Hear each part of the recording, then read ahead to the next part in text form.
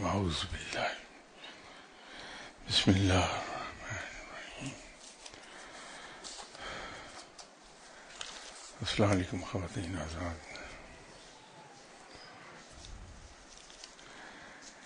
یہ کسی صاحب نے ایک سوال پوچھا ہے کہ اللہ اور اس کے فرشتے جو درود پاک پڑھتے ہیں وہ الفاظ یہی ہیں جو ہم پڑھتے ہیں، یا وہ درود پاک کا طریقہ یا الفاظ مختلف ہیں؟ یہ شاید ایسا راز ہے جو مجھ جیسے گناہگار لوگوں کو نہیں پتہ چلے گا کہ رب تعالی اور اس کے فرشتے کن الفاظ میں آپ صلی اللہ علیہ وسلم پر درود بھیجتے ہیں.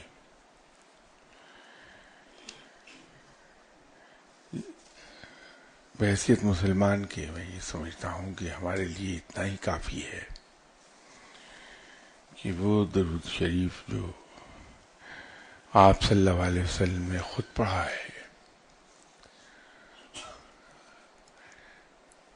ہم اسی کو پڑھتے رہیں تو ہمارے لیے یہی کافی ہو جائے گا.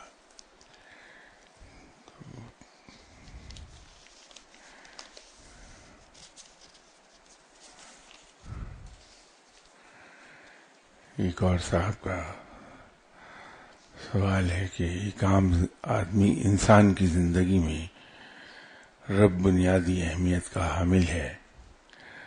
رب کے نزدیک ایک عام انسان جو دنیا کے بکھیڑوں میں مبتلا ہے اس کی کیا اہمیت و حیثیت ہے؟ اربوں مخلوقات میں ہم عام آدمی کی حیثیت رکھتے ہیں. اور آخر میں انگریزی میں لکھا ہے کہ Where are we standing?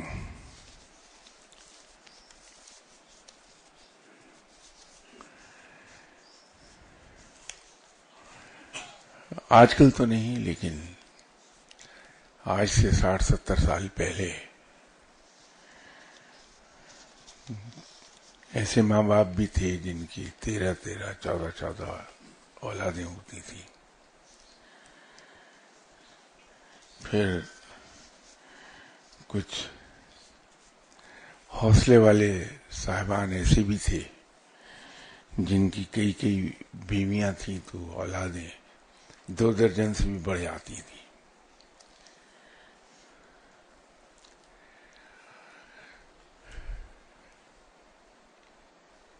رب تعالیٰ تو رب تعالیٰ ہے جس کے سلسلے لامتناہی ہیں. وہ ماں باپ جو کثیر العیال ہیں، کثیر الاولاد ہیں، ان کے لیے بھی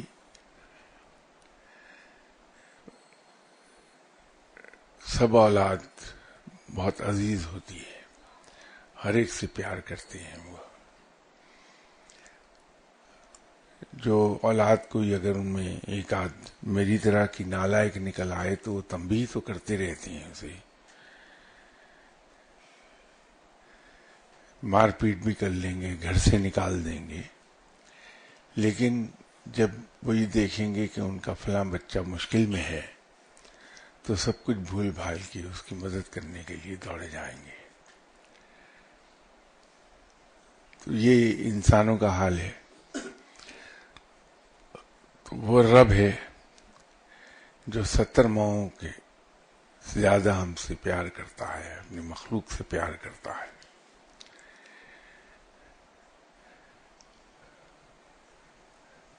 وہ کس طرح سے پیار کرتا ہے اور کس طرح سے اس کی مخلوق عزیز ہے، اسی سے اندازہ ہو جاتا ہے کہ وہ لوگ جو اسے مانتے ہی نہیں کہ وہ رب ہے، وہ انہیں بھی پالتا ہے، ان کی دعائیں سنتا ہے، ان کی ضروریات پوری کرتا ہے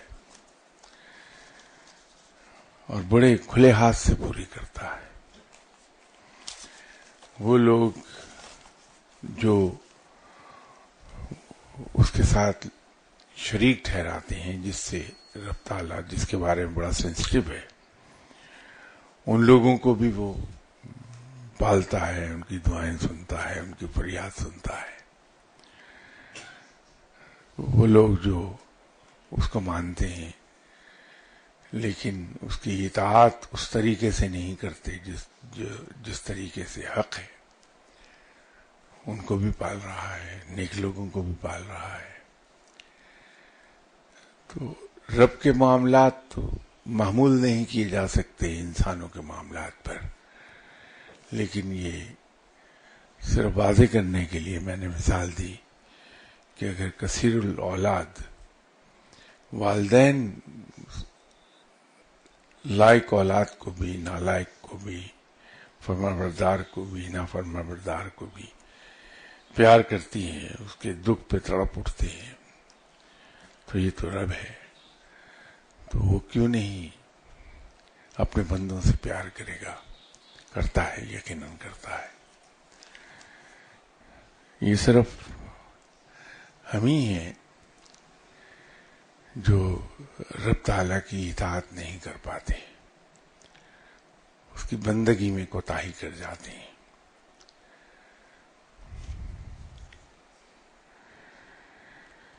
انہی صاحب کا دوسرا سوال ہے کہ ایک عام آدمی اگر مرشد کو ڈھونڈنا چاہے، پانا چاہے، تو کیا طریقہ اختیار کرنا چاہیے؟ کیونکہ میرے مطالعے میں آیا ہے کہ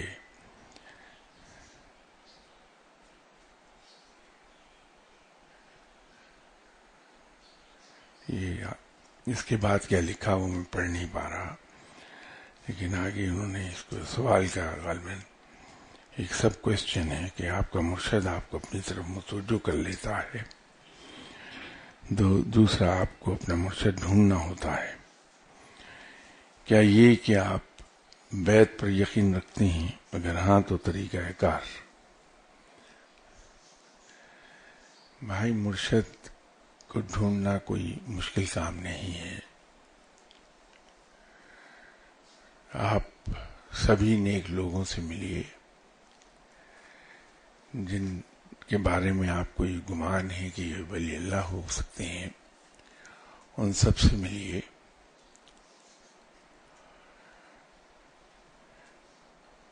اور صرف ایک کام کیجیے کہ جلدی نہ کریں بیعت کرنے میں، وہاں خاموشی سے بیٹھ کے آبزرو کیجیے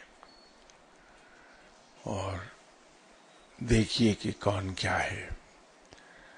جس جگہ آپ کا دل جم جائے، آپ کے دل کو اطمینان ہو، وہاں بیعت کر لیجیے. اور پھر اپنے مرشد کے ہر بات کو بلائنڈلی فالو کریں، تو انشاءاللہ تعالی منزل کو جا پہنچیں گے.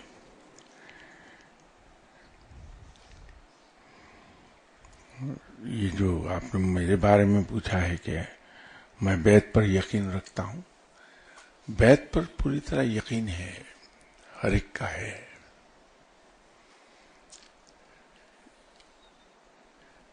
بیت اصل میں کیا ہے؟ اگر تو ہاتھ میں ہاتھ دینے سے بیت ہوتی ہے تو روزانہ ہم کتنے لوگوں سے ہاتھ ملاتے ہیں، اور ان میں بہت سے ایسے لوگ بھی ہیں جو دونوں ہاتھ سے مصافحہ کریں گے. تو اس کا مطلب یہ ہے کہ دن میں 5-10 مرتبہ تو بیعت ہو گئے ہم لوگ. پھر اگر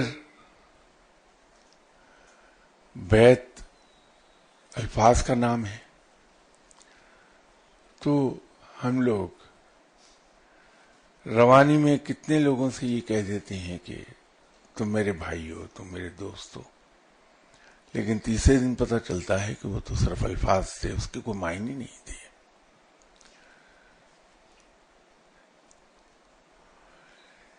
یہ تو اصل میں ایک جذبہ ہے دل کا، جس کا اظہار ہاتھ سے کیا جاتا ہے. تو اگر دل میں جذبہ نہیں ہے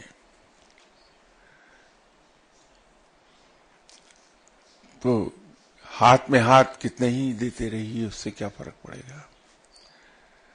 اور اگر آپ نے یہ دیکھنا ہو کہ اس بات میں کتنی سچائی ہے، تو کسی ایسے نیک اللہ والے کے پاس چلے جائیے جو لوگوں کے لیے دعا کرتا ہے بیٹھ کے. وہاں دیکھیے کتنے لوگ اس کے پاس دعا کرانے آتے ہیں دنیا کے معاملات میں، جو دوسری جگہوں پر بیعت ہیں. تو یہ کیسی بیعت ہے کہ ہمیں وہ دنیاوی ضروریات سے اتنا مغلوب کر دے کہ ہم اپنے مرشد کو بھول کر کسی اور کے پاس دعا کے لیے چلے جائیں کہ میرے لیے آپ دعا کر دیں.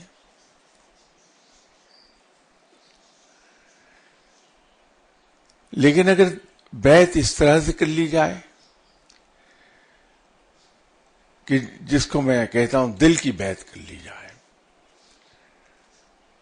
کہ ایک انسان ہے، اس سے مجھے اطمینان ہو گیا کہ یہ نیک آدمی ہے، اللہ کا بندہ ہے، اس کے پاس علم ہے، تو میں نے دل میں یہ تسلیم کر لیا کہ میں انہیں مرشد مانتا ہوں،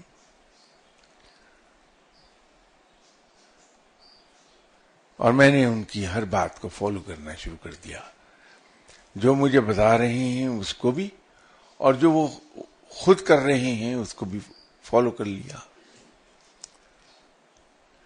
تو اگر کہیں دنیاوی ضرورتیں ایسی آ گئیں کہ میں مغلوب ہو گیا ان سے،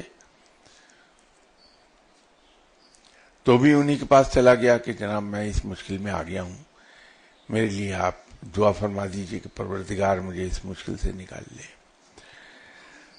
کوئی لاکھ مجھے کہے کہ فلاں صاحب بہت پہنچے ہوئے ہیں، وہ آنکھ کے ایک اشارے سے اگلے کا کام کر دیتے ہیں، نعوذ باللہ. تو میرا دل یہ مانے گا ہی نہیں کہ میں جاؤں وہاں. یہ بیعت ہے.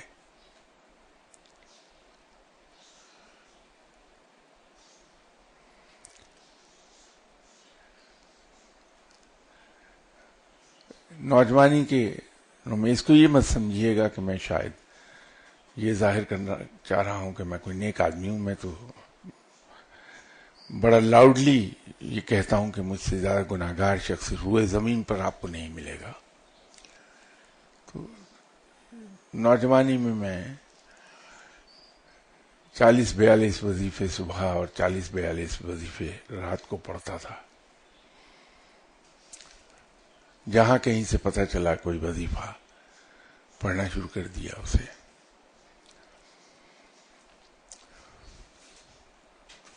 میں اس وقت سوئی گیس ملتان میں تھا. تو وہاں ہوا یہ کہ مختلف چیزیں نہ صرف مجھے نظر آنے لگیں بلکہ ارد گرد کے پڑوسی بھی دیکھنے لگ گئے. تو کبھی کوئی آدمی گھر میں انٹر ہو جاتا تھا، میرے پچھلے دروازے سے انٹر ہوتا تھا، فرنٹ ڈور سے نکل جاتا تھا. کبھی جس کمرے میں میں بیٹھ کے عبادت کرتا تھا اس کے باہر کوئی فوجی پہرا دینے لگتا تھا، اس کے بوٹوں کی آواز ہر کوئی سنتا تھا. اس طرح کے بتیرے واقعات ہوتے رہتے تھے. تو چل رہا تھا کام. لیکن پھر ایک وقت وہ آیا کہ قرآن پاک کی ایک آیت میری بڑی پسندیدہ آیت ہے، معلوم نہیں اس سے اتنا پیار کیوں ہے مجھے. ان اللہ علی کل شیء قدیر. تو ایک وقت یہ بھی آ گیا کہ میں ذرا دیر کے لیے کسی دیوار کو پر نظر جماؤں تو وہاں لکھا ہوا آ جاتا تھا کہ یہ پڑھو ان اللہ علی کل شیء قدیر. آسمان کی طرف دیکھتا تھا تو وہاں لکھا ہوا آ جاتا تھا کہ یہ آیت پڑھو تم، ان اللہ علی کل شیء قدیر. اس پر بہت میں تنگ ہوا. تو ایسے ہی بیٹھے بیٹھے دل میں آیا کہ ملتان قلعے پر جناب حضرت شاہ رکن عالم صاحب کا مزار ہے. وہاں میں چلا جاؤں. حالانکہ ان کے دادا جو اپنے وقت کے غوث ہیں جناب حضرت بہاؤالدین زکریا رحمۃ اللہ علیہ، وہاں وہ بھی وہیں ہیں. لیکن آیا دل میں یہی کہ میں شاہ رکن عالم صاحب کی خدمت میں حاضر ہو جاؤں. تو وہاں چلا گیا ان کے پاس. تو جا کے فاتحہ پڑھنے کے بعد میں نے ان کی روح کو مخاطب کیا اور ان سے عرض کیا کہ حضور میرے کوئی مرشد نہیں ہے، تو میں آج سے آپ کو روحانی طور پر اپنا مرشد مانتا ہوں، تو آپ مجھے قبول فرما لیجئے. اب ظاہر ہے کہ نہ انہوں نے اپنی آرام گاہ میں سے ہاتھ باہر نکالا اور مجھے بیعت کیا، نہ انہوں نے کوئی جواب دیا. قبر سے کیا جواب آیا؟ نہ خواب میں آ کر انہوں نے مجھے کہا کہ میں نے تمہیں مان لیا اپنا مرید. لیکن اس کے چند دن کے اندر یہ تمام چیزیں جو اس طرح کی تھیں وہ ایک ایک کر کے غائب ہونا شروع ہو گئی. اور ایک وقت وہ بھی آیا پھر نہ کوئی چیز دکھائی دیتی تھی، نہ سنائی دیتی تھی، نہ وہ آیت نظر آتی تھی، کچھ بھی نہیں، سب غائب ہو گیا. اب یہ ہے کہ نہ تو میں نے بیعت کی وہاں ہاتھ میں ہاتھ دے کے، نہ انہوں نے مجھے کہا کہ میں نے تمہیں قبول کر لیا. ایک درخواست پیش کی، اس کا نتیجہ سامنے آ گیا، اس سے کنفرمیشن ہو گئی کہ ہاں انہوں نے مجھے قبول کر لیا.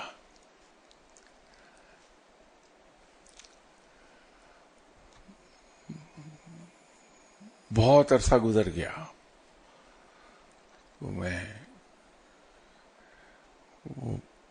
ویسے تو اس وقت میں کہتا تھا مشکلات کا شکار ہوا، لیکن پتہ چلا کہ وہ تو چکی کے 2 پارٹوں میں ڈال کے جو پیسا جا رہا تھا وہ میرا ریفریشر کورس تھا.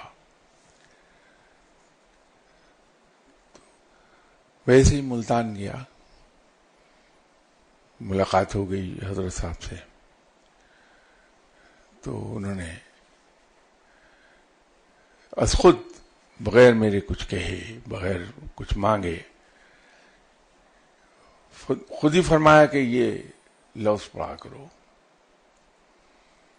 تو نہ میں نے ان سے یہ پوچھا کہ حضور اس کا مطلب کیا ہے، نہ یہ پوچھا کہ یہ کس کام آئے گا، اس کے اثرات کیا ہوں گے. حضرت صاحب نے فرمایا کہ یہ لفظ پڑھا کرو. میں نے پڑھنا شروع کر دیا. اب یہ ہے کہ اس میں بیعت کہاں ہے؟ اگر آپ بیعت ہی کے پیچھے جاتے ہیں تو اس میں بیعت کہاں واقع ہوئی ہے؟ معروف معنوں میں جن میں ہم لیتے ہیں اسے، لیکن لک آفٹر کر لیا گیا اور پھر گھیر گھاڑ کے مجھے مرشد تک پہنچا دیا گیا. اپنے جہاں میرا حصہ تھا وہاں پہنچا دیا. اس میں بھی آج مجھے معلوم ہے کہ مہربانی انہی کی تھی کہ وہ چونکہ دنیا میں نہیں ہے، حیات نہیں ہے، تو اس طرح سے گائیڈنس میری کر نہیں پا رہے ہوں گے، تو انہوں نے مجھے میرے مرشد صاحب کے پاس بھیج دیا. وہاں بھی گیا تو وہاں بیعت نہیں ہوئی، بلکہ ایک دن خود ہی فرما دیا کہ ہمارے سلسلے میں تو میاں ہاتھوں سے بیعت نہیں ہوتی، نگاہوں سے بیعت ہوتی ہے. تو تم بیعت ہو گئے. تو وہ نہ بھی فرماتے تو میرے لیے تو کوئی اہم تھا نہیں وہ کچھ بھی، اس لیے کہ بیعت کہ میرے نزدیک تو اور کوئی معنی نہیں ہے، نہ میرے نزدیک کوئی مرشد کا استعمال کوئی اور ہے سوائے اس کے کہ وہ مجھے گائیڈ کر دے، اللہ کی راہ پر لگا دے.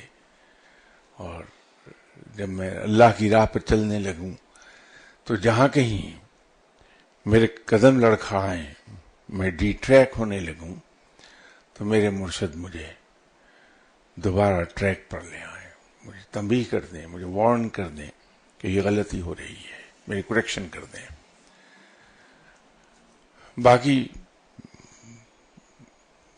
اس سے آپ مجھے کہہ سکتے ہیں کہ میں کچھ عجیب و غریب خیالات کا مالک ہوں. جو خیالات ہمارے مرشد صاحب کے بارے میں ہیں ان سے شاید بہت مختلف خیال ہے. تو میں مرشد کو اس طرح سے نہیں دیکھتا کہ وہ میری ڈوبتی ہوئی کشتی کو ہاتھ بڑھا کے دریا کی تہہ سے نکال کے دریا کی سطح پر تیرا دیں گے. نہ میں مرشد صاحب کو کوئی مافوق الفطرت ہستی تسلیم کرتا ہوں.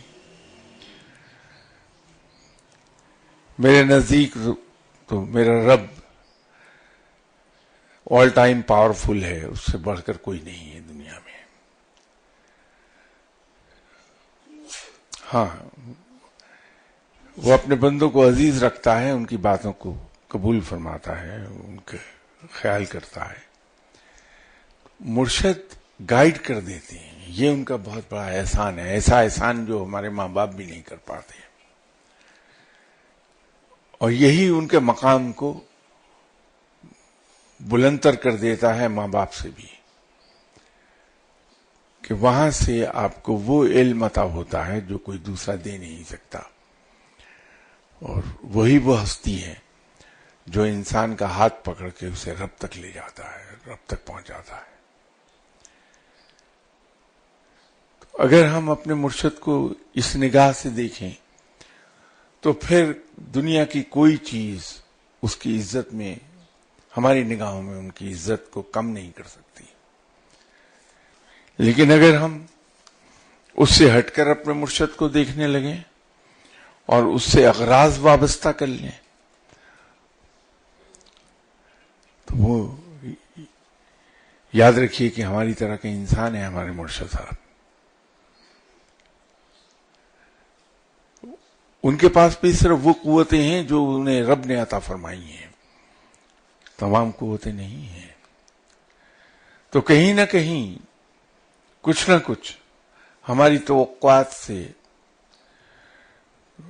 کم رہ جائے گا، جس کو ہم کہتے ہیں کہ he'll fall short of our expectations. تو عزت میں کمی ہو جائے گی.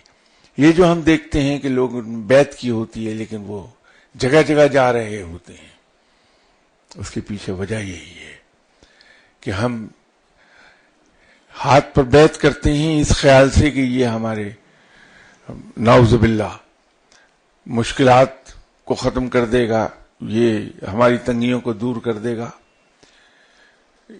یہ شخص، یہ مرشد ہمارا ہمیں بیماری نہیں آنے دے گا. یہ ایسا سوچنا نہیں چاہیے. یہ صرف رب ہے جو کر سکتا ہے اور کوئی نہیں. تو نتیجہ یہ ہوتا ہے ہمیں مایوسی ہوتی ہے، پھر ہم اپنے مرشد کو چھوڑ کر دوسروں کے پاس جانے لگتے ہیں. تو اگر صرف ہم نے اپنے مرشد کو ایک گائیڈ اور ایک استاد کی حیثیت سے لیا، یہ سوچتے ہوئے کہ یہ میری طرح کا انسان ہے، اللہ کا ایک محتاج بندہ، ہاں اس کے تقوی کی وجہ سے رب اسے عزیز رکھتا ہے، تو اس کی وجہ سے وہ ہمیں اپنے سے کچھ بہتر دکھائی دیتا ہے. لیکن اختیار اس کے پاس کچھ نہیں ہے، سب اختیار رب ہی کے پاس ہے. تو پھر ہمیں مایوسی نہیں ہوگی، ہم اپنے مرشد کو چھوڑ کر دوسرے لوگوں کے پیچھے بھاگیں گے نہیں.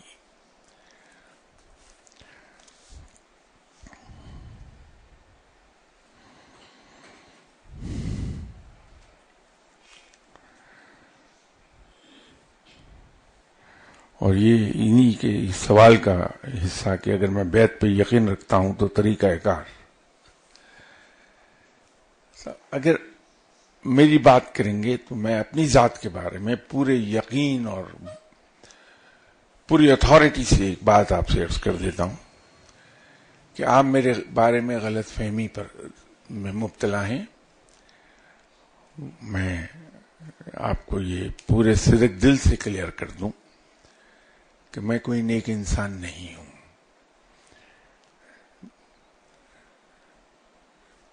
اللہ کا انتہائی گناہگار بندہ جو خامیوں سے بھرا ہوا ہے، تو آپ بجائے میرے قریب آنے کے آپ کسی نیک انسان کو تلاش کیجئے، اللہ کے کسی نیک بندے کو تلاش کیجئے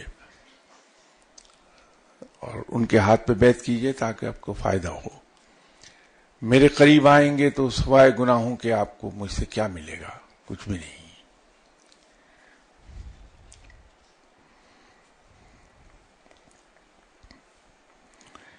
انہی صاحب کا ایک اور سوال ہے کہ بعض اوقات نیک لوگوں کی محافل اور فیوز کے باعث طبیعت ذکر اور نیک اعمال پر مائل ہوتی ہے اور دل میں خلوص و گداز پیدا ہوتا ہے، لیکن یہ کیفیت کنسسٹنٹ نہیں رہتی۔ Is there any way to make them consistent? How to get fairs from any specific wali?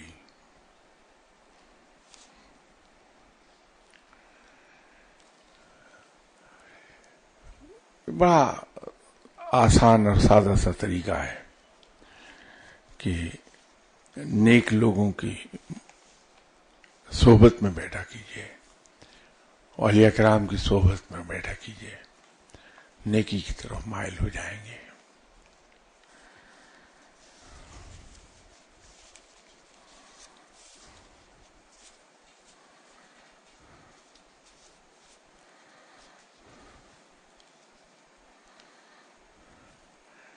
کہ کسی صاحب نے ایک سوال پوچھا ہے کہ اگر بظاہر ادارے کے حق میں کوئی کام کیا جا رہا ہو لیکن اصل میں اس میں پروسیجرل لیپسز ہوں اور ساتھ میں افسران بالا کا شدید پریشر، اس صورتحال میں ریجڈ رہنا کیا درست ہے؟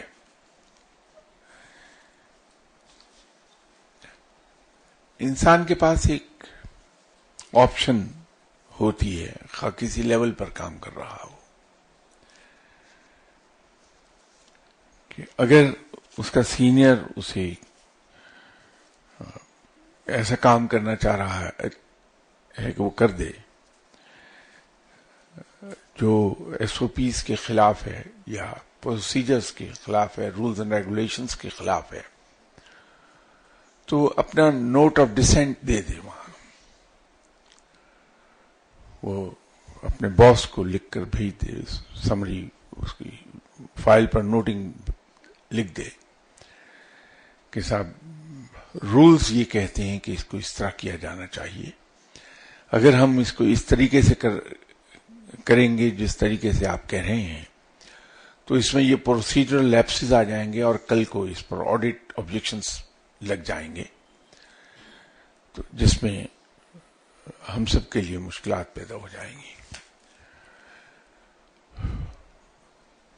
یہ نوٹ لکھ کے بھیج دیجئے۔ اگر باس پھر بھی آپ سے کہتا ہے کہ نہیں میں تمہیں جیسے کہہ رہا ہوں وہ کر دیجئے، ٹھیک ہے سب آپ مجھے لکھ کے دے دیجئے، میں کر دوں گا، تو آفیسر کے پاس یہ اتھارٹی موجود ہے کہ وہ اوور رول کر جائے پروسیجرز کو، لیکن اس صورت میں گورنمنٹ کے نزدیک پھر وہ پرسنلی ریسپانسبل ہو جائے گا وہ آفیسر اس کا، تو کل کو جب کوئی بات ہوگی تو تمام کی تمام رسپانسبلٹی اسی آفیسر کے کندھوں پر آئے گی، انسان پر یہ ذمہ ہو جاتا ہے۔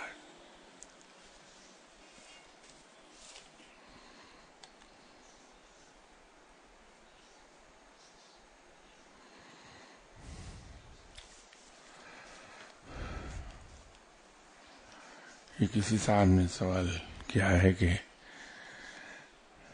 آپ نے ایک لیکچر میں کہا تھا کہ جب دعا سب کانشیس مائنڈ میں داخل ہو جاتی ہے تو انسان کی تمنا تو رہتی ہے لیکن دعا خشوع و خضوع سے نہیں مانگتا۔ تو میرا سوال یہ ہے کہ اگر ایسی کیفیت ہو تو انسان کیسے آئیڈینٹیفائی کرے کہ یہ سب کانشیس مائنڈ والا فیز ہے، یا پھر انسان اپنی سستی اور کاہلی کی وجہ سے دعا خشوع و خضوع سے نہیں مانگ رہا۔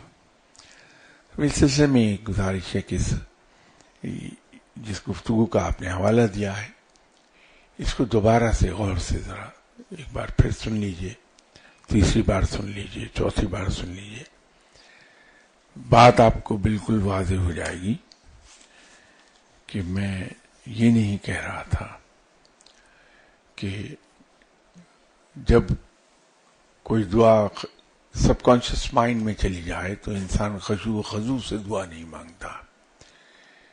میں نے یہ عرض کیا تھا کہ ہم ایک دعا کرتے ہیں رب تعالیٰ سے، روز کرتے رہتے ہیں، اللہ کے یہاں اس کی اپنی مصلحتیں ہیں، وہ دعا فوری طور پہ قبول نہیں ہوتی، پوری نہیں ہوتی رادر. تو کچھ عرصے کے بعد وہ دعا ہمارے سب کانشیس مائنڈ میں چلی جاتی ہے اور ہمارا سب کانشیس مائنڈ اس دعا کو کرتا رہتا ہے. اور یہی وجہ ہے کہ جب وہ دعا قبول ہوتی ہے یا پوری ہو جاتی ہے تو ہمیں ایک عجیب سا اطمینان ہو جاتا ہے، حالانکہ ہمارے سامنے کوئی ایسی بات نہیں ہوتی کہ یہ پوری ہو گئی، لیکن ایک دم سے ایک سکون سا آ جائے گا. تو یہ علامت ہوتی ہے کہ وہ ہماری دعا قبول ہو گئی، پوری ہو گئی. تو کچھ عرصے کے بعد پھر اس کے اثرات آ جاتے ہیں. بات اتنی تھی، خشوع خضوع کی بات اس میں نہیں تھی.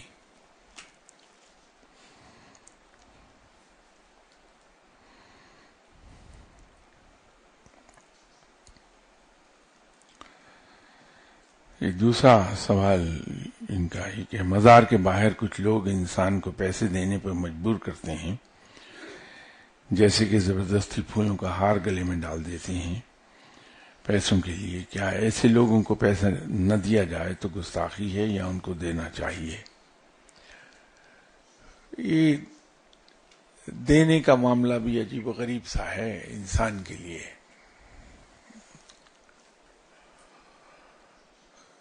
جناب حضرت عمر رضی اللہ تعالی عنہ کے پاس ایک صحابی تشریف لائے، وہ ضرورت مند تھے تو اپنی ضرورت بیان کی. تو جناب حضرت عمر رضی اللہ تعالی عنہ نے اپنے غلام کو آواز دی اور فرمایا کہ گھر میں کچھ اشرفیاں پڑی ہیں، دینار پڑے ہیں، وہ لے آئیے. تو وہ تھیلی لے آیا دیناروں کی، اس میں 700 دینارز تھے. تو جناب حضرت عمر رضی اللہ تعالی عنہ نے ان صحابی کو وہ 700 دینار دیے اور اس کے چہرے پر جب صحابی کی نظر ڈالی تو جناب حضرت عمر رضی اللہ تعالی عنہ کو یہ گمان ہوا کہ صحابی کو کوئی خوشی نہیں ہوئی ہے. تو آپ نے پوچھا کہ کیا یہ میں نے جو کچھ تمہیں پیش کیا یہ تمہاری توقعات سے کم ہے جو تمہیں خوشی نہیں ہوئی، کیونکہ تمہارے چہرے پر وہ رونق نہیں ہے؟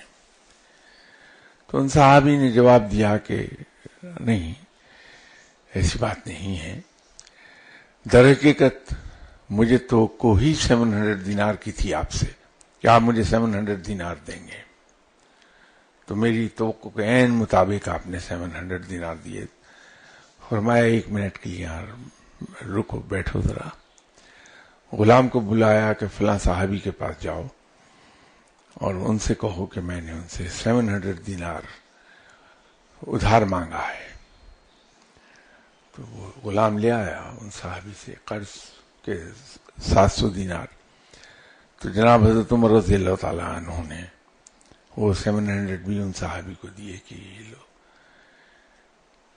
اب وہ اس میں واہ واہ اور سبحان اللہ، جزاک اللہ تو کیا جا سکتا آسانی سے، لیکن در حقیقت یہ چیزیں ایسی نہیں ہیں کہ جن پر ہم سبحان اللہ، جزاک اللہ کہہ کے پھر ان کو بھلا دیں. یہ وہ چیزیں ہیں جن سے ہمیں اسلام میں زندگی گزارنے کے اسلوب مل جائیں گے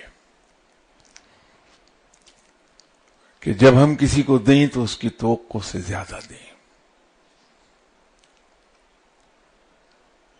تو اسلام میں تو ہمارے اسلاف کا یہ رویہ رہا ہے کہ دوسرے کو جب دیا جائے تو اس کی توقع سے زیادہ دیا جائے. پھر دوسری طرف ایک حدیث مبارک بھی ہے کہ اگر کوئی تمہارے سامنے دست سوال دراز کر دے تو اس کو خالی نہ لوٹاؤ، بے شک خاک کی ایک چٹکی اس کے ہاتھ پہ رکھ دو. تو میرے خیال میں آپ کے سوال کا جواب اسی میں مل جائے گا آپ کو.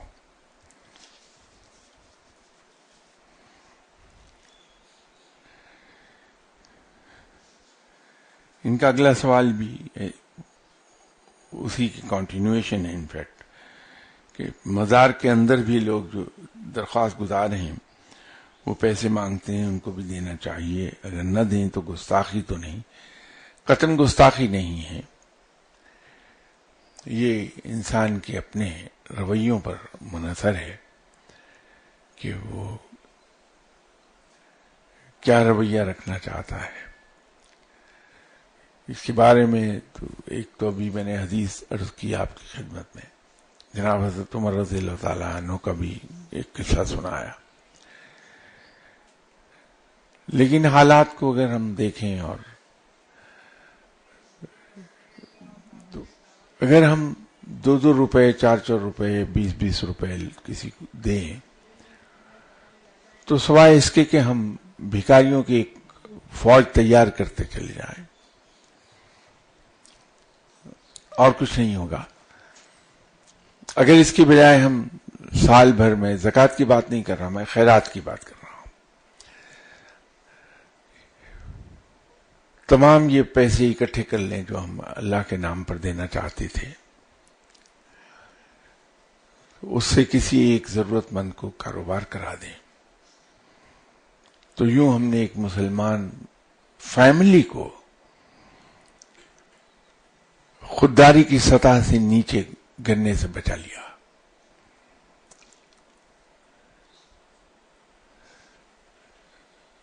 ایک رویہ یہ بھی ہے اس میں، لیکن جذبہ یہی ہونا چاہیے کہ تھوڑے تھوڑے کر کے میں تقسیم کرتا رہوں گا لوگوں میں، کسی کے کوئی کام نہیں آئیں گے. اگر یہ پیسے میں سب اکٹھے کر لوں تو کسی ایک آدمی کو میں کاروبار کرا دوں تو اس کو اپنے ضمیر کو مارنا نہیں پڑے گا کسی کے سامنے ہاتھ پھیلانے کے لیے. یہ رویہ زیادہ بہتر ہو جائے گا.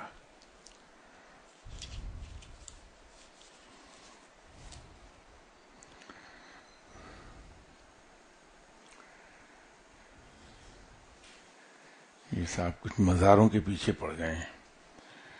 تو اگلا سوال ان کا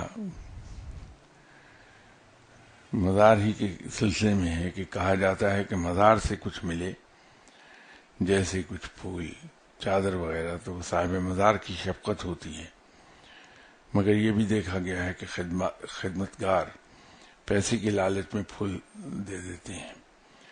ان میں کیسے ڈفرینشیٹ کریں کہ یہ صاحب مزار کی شفقت ہے یا کسی خدمتگار کی پیسوں کی توقع؟ بہت سمپل بات ہے کہ جب صاحب مزار کے حکم پر آپ کو کچھ عطا کیا جائے گا تو آپ پیسے دیں بھی تو وہ نہیں لے گا، لوٹا دے گا آپ کو واپس. اور جو دنیا کی لالچ کے تحت دیا جائے گا تو وہ آپ سے کہے گا کہ کچھ خدمت، تو سیدھی سی ایک بات ہے.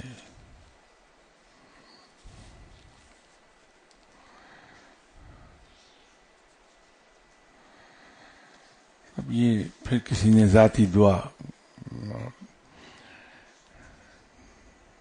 کے لیے لکھ دیا.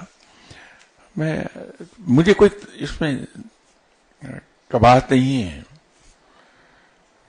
میں تو دعا کر دوں گا، اس کا جواب بھی دے دوں گا، لیکن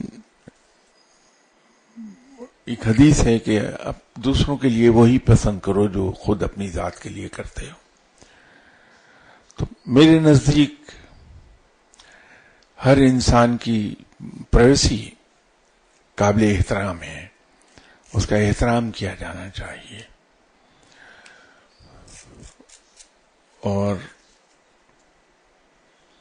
جب ہم پبلکلی اس طرح کسی سے دعا کے لیے کہتے ہیں تو وہ شخص جب جواب دیتا ہے اس کا، تو آپ کی پرائیویسی کمپرومائز ہو جاتی ہے، جو میرے خیال میں انسانیت کی توہین ہے. تو میں کبھی زندگی میں کسی انسان کی توہین نہیں کرنا چاہوں گا. تو دعا کا ایک سلسلہ جاری ہے. میری آپ سے درخواست یہ ہے کہ اس سلسلے کو اویل کر لیجئے دعا کیا. اور اس میں ایک چیز اور عرض کر دوں کہ جہاں اس طرح کے سلسلے جاری ہیں، صرف دعا کا نہیں، کچھ اور بھی، لنگر ہے اور چیزیں ہیں. جب ہم روٹین سے ہٹ کر اپنا کام کروانے کے لیے کہتے ہیں تو در حقیقت ہم دوسروں کی حق تلفی کر رہے ہوتے ہیں.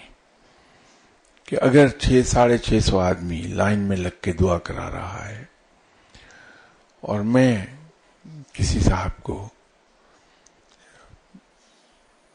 گفتگو کے دوران سلپ دے دوں صرف اس لیے کہ مجھے اپنی باری پر نہ جانا پڑے، میں آرام سے دعا کرا کے نکل جاؤں، تو یہ ان 600-650 لوگوں کی حق تلفی کر رہا ہوں میں. تو اس حق تلفی کا حساب کتاب مجھے دینا ہے اللہ کے یہاں. اس وقت کیا کروں گا میں؟ تو آپ براہ کرم ذاتی دعا کے لیے دعا کے سیشن میں تشریف لے آئیے. میں حاضر ہوں، میں ضرور دعا کر دوں گا.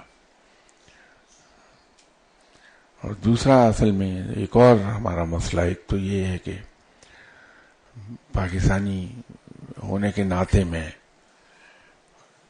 وی آئی پی کلچر کا بڑا شیدائی ہوں. تو میرے لیے مشکل ہے کہ میں لوگوں کی طرح قطار میں لگ کے یا اپنے نمبر پر کہیں دعا کے لیے جاؤں. تو وہ مجھ سے گوارا نہیں ہوتا ہے. دوسرا ایک اور میرا مسئلہ ہے بحیثیت پاکستانی کے، اور اس کی صداقت آپ دیکھیں گے کہ شاہ صاحب کتنے شوقین ہیں. وہ یہ ہے کہ اگر کوئی بیمار ہو اس سے پوچھ لیجئے کہ بھائی کیا ہوا تمہیں، تو آپ دیکھیے وہ کہاں سے اپنی پیدائش سے معاملات شروع کرے گا اور بیان کرتے کرتے کرتے کرتے یہاں تک آئے گا کہ ابھی میں نے دوا کھائی ہے. تو اس قصے میں پون گھنٹہ بھی گزر جائے گا، خواہ اس کی اپنی بیماری بڑھ جائے بول بول کے، لیکن وہ مصر ہوگا اس بات پر کہ میں پوری ایک کہانی سناؤں. وہ دعا کے سلسلے میں بھی یہ ہے کہ میں بغیر نام لیے عرض کر رہا ہوں، ایک انتہائی اعلیٰ عہدے دار، بہت ہی سینئر انسان بیگم صاحبہ کے ساتھ تشریف لائے. انہوں نے میرے دوست سے کہا تو انہوں نے کہا کہ وہ پاگل آدمی ہے، وہ بغیر باری کے آپ کو انٹرٹین کرے گا ہی نہیں دعا والے دن، اور گھر پہ وہ ہوتا نہیں کہ صبح 8 سے لے کے 8 بجے تک نوکری کرتا ہے رات کو. تو آپ دعا میں چلے جائیے. وہ میاں بیوی دونوں آگے، بہت ہی سینئر انسان. تو انہوں نے اپنا رینک بتایا مجھے اور کہا کہ فلاں صاحب ہیں آپ کے دوست، انہوں نے بھیجا ہے. میں کہ جی بسم اللہ، حکم فرمائیے کیا حکم ہے. تو ابھی ان کی بیگم نے اتنا کہا تھا کہ میری بیٹی ہے. تو میں نے کہا بی بی آپ کی 3 بیٹیاں ہیں، ان کی شادی کے لیے تشریف لائی ہیں، پریشان ہیں. یہ شکلیں ہیں جو ان میں اس شکل کی جو بیٹیاں ہیں آپ کی 2، ان کے رشتے ابھی آ جائیں گے اور اس شکل کے داماد ہوں گے آپ کے، اور شادی کر دیجیے گا.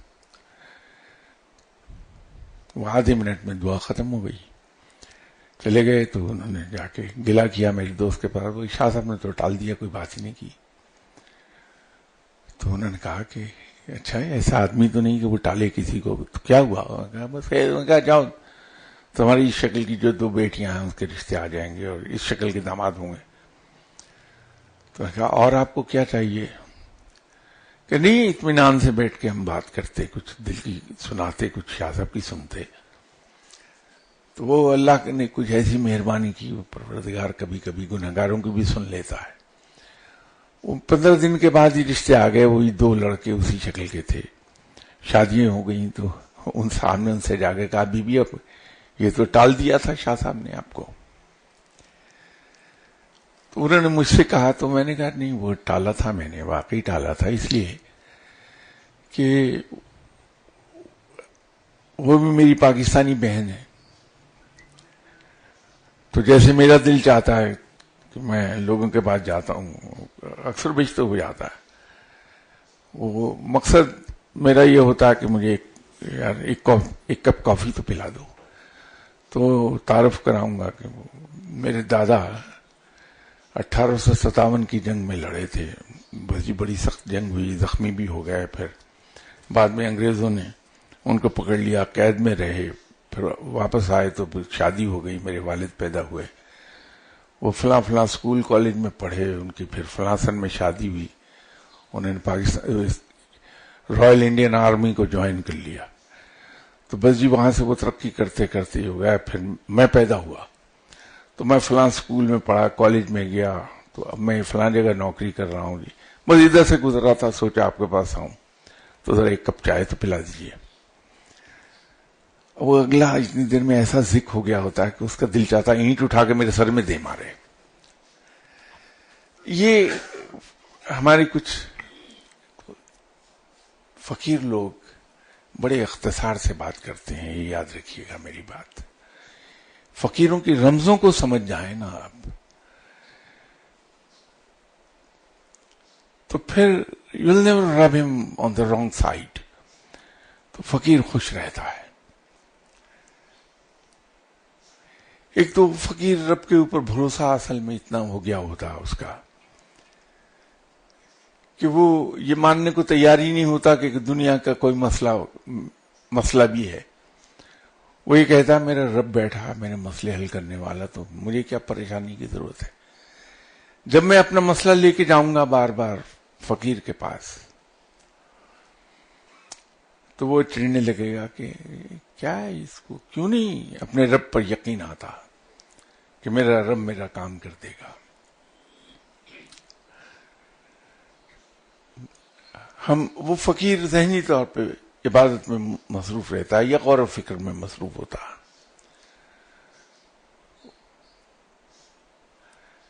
ہمیں پتہ نہیں چلے گا کہ فقیر اس وقت خاموش بیٹھنا چاہتا ہے یا وہ باتیں کرنے کے موڈ میں ہے. یہ کبھی کبھار ہی ہوگا کہ فقیر کبھی باتیں کرنے کے موڈ میں آ جائے. اس کے لیے روحانیت میں ایک ٹرم یوز ہوتی چھلکن. جیسے گلاس میں پانی بھر دیا جائے پوری طرح تو اسپل اوور ہوتا ہے. تو کبھی کبھار وہ کیفیت، لیکن وہ ہوتی کبھی کبھار ہی ہے فقیر میں کہ وہ اسپل اوور ہو رہا ہوتا ہے علم سے، تو اس کے منہ سے علم کا ایک فوارہ پھر نکلتا ہے. مجھ جیسے لوگ جو سمجھتے نہیں علم ہے کیا، وہاں بھی اپنا نقصان ہم کر لیتے ہیں کہ ہم فقیر ایسے موڈ میں آیا کہ وہ اسپل اوور ہو رہا ہے اور لگا ہے علم کی تہیں کھولنے آپ کے سامنے، علم کے نقطے بیان کرنے لگا ہے. ایسے ایسے نقطے بیان کر دے گا جو وسیع دماغ آدمی کا اڑ جائے کہ کیا مائنڈ باگلنگ باتیں کر دے گا. وہاں بھی ہم دخل دے بیٹھتے ہیں، حالانکہ یہ وہ موقع ہوتا ہے جب فقیر کو دیکھیں کہ وہ چھلکن میں ہے. کبھی نہ بولیے، بس منہ کو تالا لگا کے بیٹھ جائیں، اس کو بولنے دیں. وہ جو آدھا گھنٹہ پون گھنٹہ آپ کے ساتھ بولے گا اتنا علم بہا دے گا جو عام حالات میں وہ شاید 10 سال میں نہ کسی کو دے. وہ کیفیت کبھی کبھار آتی ہے فقیر پر. عام طور پہ فقیر خاموشی میں رہتا ہے کہ اس کا دل ذکر کر رہا ہوتا ہے, زبان اس کا دماغ وہ غور و فکر میں لگا ہوتا ہے. تو اس کی کوشش یہ ہوتی جو میرے پاس آیا بس آ کے اب چلا جائے, یہ فوراً یہاں سے ہٹ جائے. تو فقیروں سے لینے کا بہترین طریقہ جو میری سمجھ میں آیا اب تک وہ یہ ہے کہ اس کے پاس جائیے, السلام علیکم, میرا نام یہ ہے, بس جناب سلام کرنا تھا, السلام علیکم, گیا. وہ روکتا رہے, بندہ بھاگا.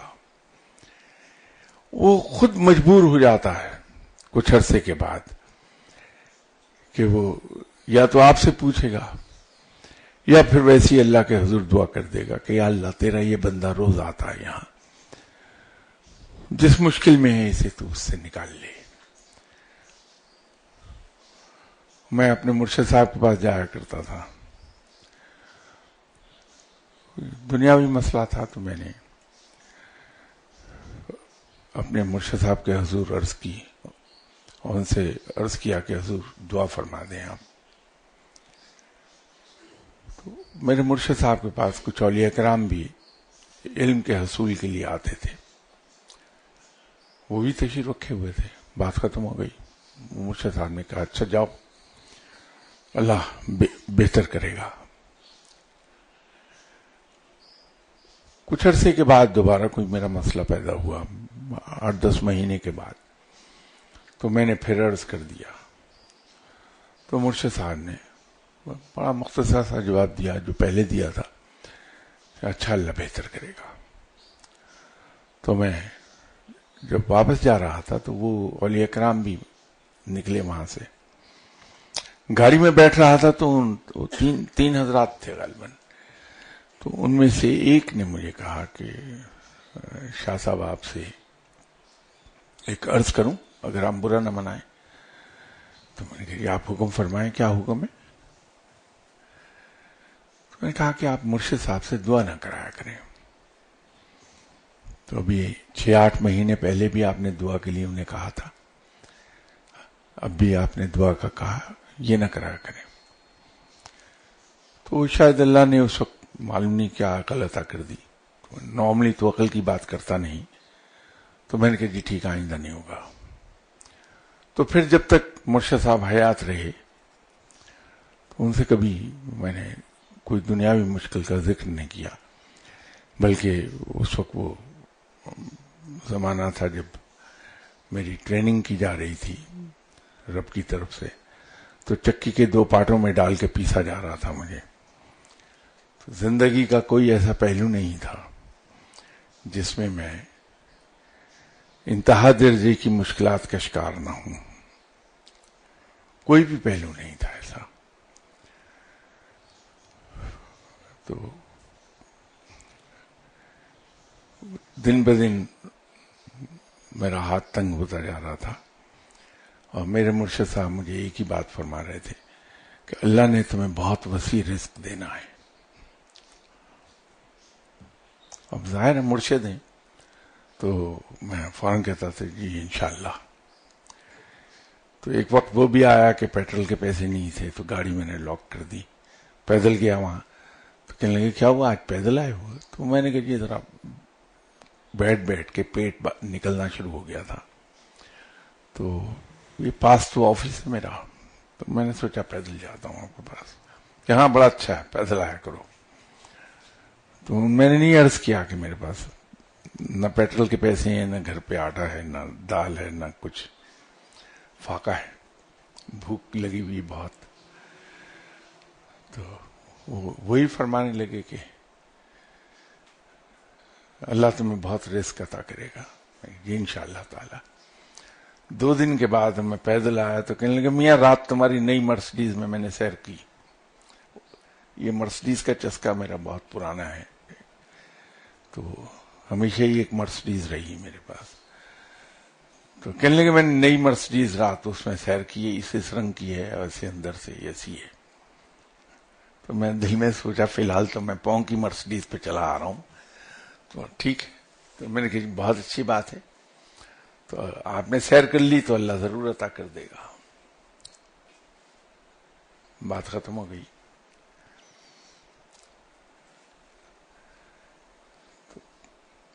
کچھ عرصے کے بعد رزق آنا شروع ہو گیا. مرشد صاحب کی ڈیتھ ہوئی، ان کے 6 مہینے کے بعد رزق آنا شروع ہوا،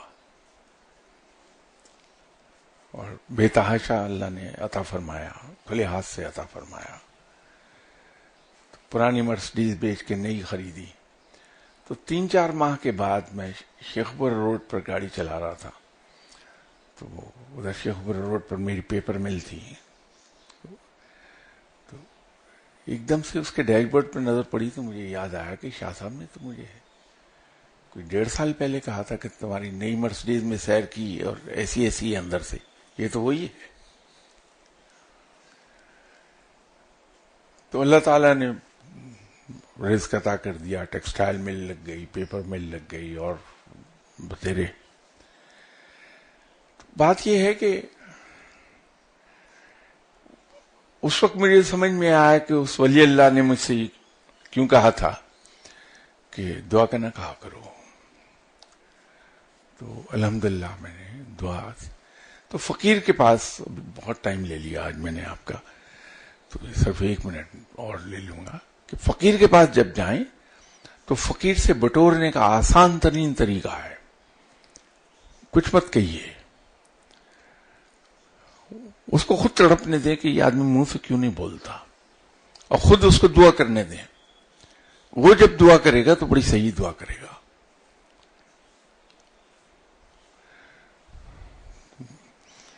معافی چاہتا ہوں، آج ٹائم آپ کا زیادہ لے گیا، 8 منٹ اوپر ہو گئے، باتوں میں پتہ لگا ہی نہیں. تو انشاءاللہ تعالی نیکسٹ سنڈے بشرط زندگی ملاقات ہوتی ہے. السلام علیکم.